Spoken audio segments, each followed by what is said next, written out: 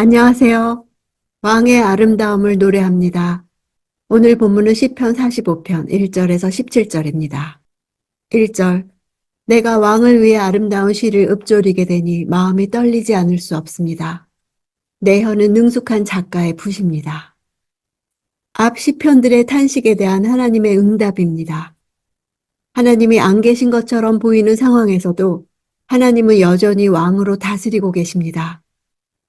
이 시는 외적으로는 결혼하는 왕을 축하하지만 메시아 예언시로 분류된다는 점에서 왕을 세우시는 역사의 주관자이신 하나님을 찬양하는 이중적 성격을 지녔습니다. 포로기 이후에는 이 시편을 왕을 메시아로, 왕비를 메시아에 신부되는 하나님의 백성으로 해석하는 경향이 두드러지게 되었습니다. 신약의 히브리서는 1장 8, 9절에서 이 시를 인용해 왕의 위엄과 존귀를 메시아 예수의 신성과 인성에 비견하고 있습니다. 그러므로 이 시는 메시아의 위엄과 메시아와 연합한 교회의 영광과 더 나아가 신랑 되신 예수와 신부인 성도의 천국 혼인잔치를 예표적으로 보여줍니다. 여기서 왕은 솔로몬으로 추정하고 있습니다. 내용 중 많은 부분이 하나님께서 다윗에게 하신 약속들과 깊은 관련을 갖기 때문입니다. 다윗 언약이 1차적으로 이루어진 시기는 솔로몬의 때라 할 수 있습니다. 솔로몬이라는 추정은 이 시가 아가서와 매우 흡사한 점을 가진다는 점에서도 연관성이 있습니다. 마음이 떨리지 않을 수 없다고 시편 전체에서 시인이 자신의 의도를 밝히는 유일한 경우입니다. 이는 왕 대신 메시아를 대하는 성도들의 자세가 어떠해야 하는지를 보여줍니다. 2절. 왕은 사람이 낳은 이 가운데 가장 아름다운 분입니다.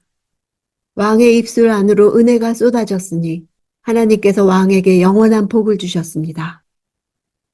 아름다운이란 단어는 여인들에게 많이 사용되었으나 성경에서 요셉과 사울과 압살롬에게 사용되었던 단어입니다. 쏟아졌다는 단어는 기름 붓는 것을 묘사할 때 사용되는 단어입니다. 왕의 입술에 은혜로운 말이 부어져 흘러 넘친다는 뉘앙스를 전달합니다. 말은 인격을 반영하며 내면의 외적인 표현입니다. 아름다운 모습과 은혜로운 말은 그가 하나님의 축복을 받았다는 증거가 됩니다.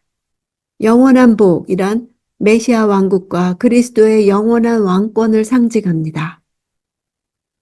3절. 오 지극히 강하신 이여 왕의 칼을 옆에 차고 영화와 위엄으로 옷 입으소서. 고대 사회에서 왕은 전쟁에 능하고 용맹성을 지닌 용감한 전사입니다. 그의 출전은 진리와 겸손과 의를 위한 것입니다. 왕의 무기는 허리에 찬 칼 하나입니다. 그분의 입에서 나오는 말씀은 세상의 어떤 칼보다 예리하여 진리로 당신의 백성들을 다스리실 뿐 아니라 악인들을 심판하시는 일을 수행하십니다. 영화와 위엄은 하나님으로부터 주어지는 것입니다. 즉 왕은 하나님의 영광과 위엄으로 옷 입고 전쟁에 나서는 것입니다. 6절. 오 하나님이여 주의 옥좌는 영원할 것이며 주의 나라의 규는 공의의 규가 될 것입니다. 6절은 이 시의 주제를 함축적으로 요약한 것입니다. 메시아의 왕권이 영원할 것은 다윗 언약과도 긴밀한 연관을 지닙니다. 이런 약속은 유다 20대 왕인 시드기야를 마지막으로 다윗의 나라가 바벨론에 멸망당한 것으로 끝나는 것으로 보였습니다. 그러나 다윗의 후손으로 오신 예수 그리스도를 통해 온전히 성취되었습니다. 7절. 왕이 의를 사랑하고 악을 싫어하니 왕의 하나님께서 왕에게 기쁨의 기름을 부어 왕의 동료들 위해 세우셨습니다. 왕의 결혼식에서 신랑은 기름으로 자신을 거룩하게 한 뒤 왕의 의복을 입고 향기 나는 향료들로 자신을 장식했습니다. 결혼을 준비하면서 온몸에 기름을 붓는 예식은 아름다운 신부를 취하기 전에 갖는 기대와 기쁨이 충만한 것을 나타내는 것입니다. 9절.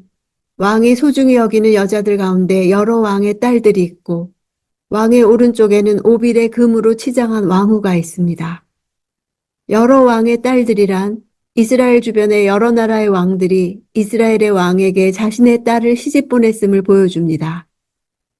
당시 근동에는 이웃 나라들끼리 평화 조약을 맺으면서 혈연 관계를 가지는 경우가 많이 있었습니다.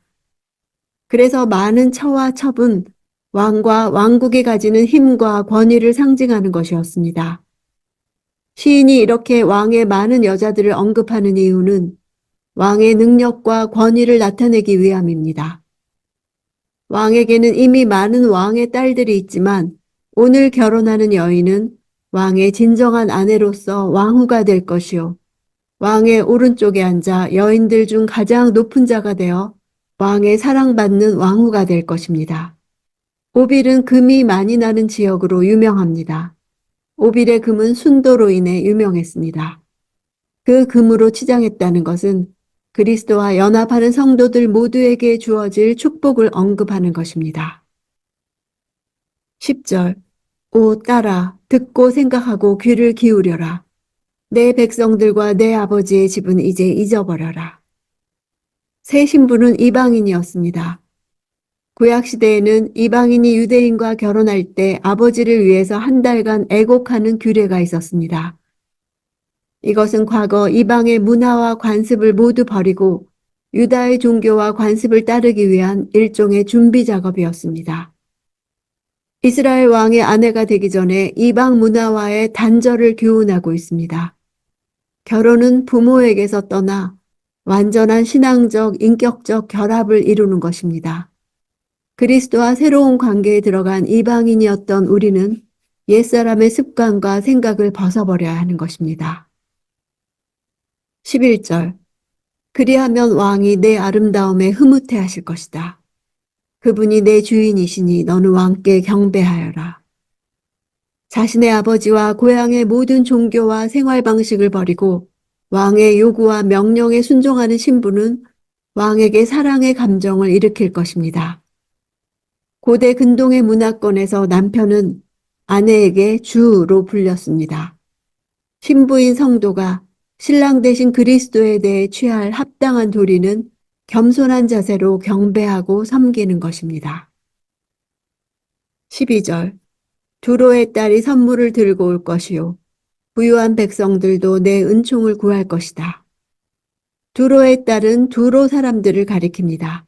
그들이 선물을 들고 오는 것은 왕과의 결혼을 축하하기 위해서입니다. 다른 나라에서도 많은 축하 선물이 들어왔겠지만 여기서 두로만을 언급하는 것은 당시 두로가 가장 부유한 나라이기 때문입니다.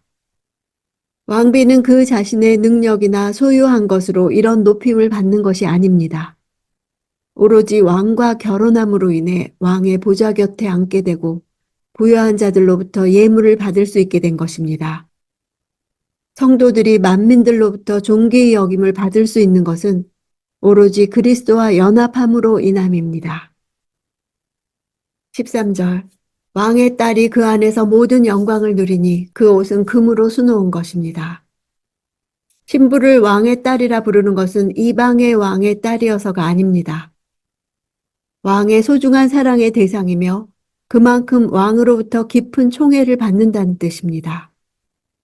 옷을 금으로 수놓은 것은 충족한 영광과 부를 누리는 것을 표현한 것입니다. 그리스도의 신부가 될 성도가 누릴 영광을 예표합니다. 14절 그가 수놓인 옷을 입고 왕께로 인도될 것이며 시녀들도 그 뒤를 따를 것입니다. 당시 유대인들은 신랑이 친구들과 함께 신부의 집에 가서 신부를 자신의 집으로 데리고 와서 결혼식을 올렸습니다.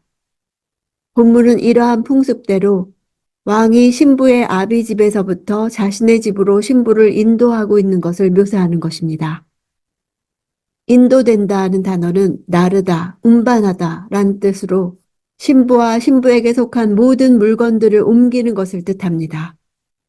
종말의 날에 그리스도께서 성도들을 당신의 나라로 인도해 주심을 예표하고 있습니다. 시녀들 역시 신랑의 소유로 들어가는 것입니다. 이는 자발적이며 영예로운 행진입니다. 바울은 고린도후서 11장 2절에서 내가 하나님의 열심으로 너희를 정결한 처녀로 한 남편인 그리스도께 드리려고 중매한다고 말했습니다. 마지막 때 신랑을 위해 교회를 단장시키고 준비시키는 사명을 말한 것입니다. 17절 내가 온 세대에 걸쳐 왕의 이름을 기억하게 할 것이니 그러므로 백성들이 영원토록 왕을 찬양할 것입니다. 이 마지막 절이 이 시를 지은 목적입니다. 왕에게 드리는 헌사이며 왕에 대한 소망입니다. 1절에서 저자가 왕을 위해 아름다운 시를 짓게 되니 마음이 떨리지 않을 수 없다고 고백했던 말과 수미 상관을 이루는 것입니다. 왕과 그 후손들의 통치에 의해서 나라가 형통하며 이에 대해 만민이 감사하고 찬양하게 될 것입니다. 왕이신 그리스도께서는 우리를 사랑스럽게 여기시고 신부로 삼으셨습니다. 이 땅에서 그리스도인의 결혼은 하늘나라에서 마주하게 될 혼인의 기쁨을 살짝 비추어 보여줍니다. 우리의 결혼 생활에서 그리스도가 드러나기 원합니다. 우리는 참다운 만족을 주는 배우자의 사랑을 이미 받고 있는 것입니다. 주님은 우리를 사랑스러운 신부로 여기시고 깊이 사랑하시며 몹시 즐거워하십니다. 그런 사랑을 베풀어 주시는 주님을 찬양합니다. 하지만 한편으로 나는 그런 사랑을 받고 있지 않은 사람처럼 살아가고 있음을 고백합니다. 신랑의 풍족한 사랑을 계속 받고 있다는 사실을 잊지 않기 원합니다.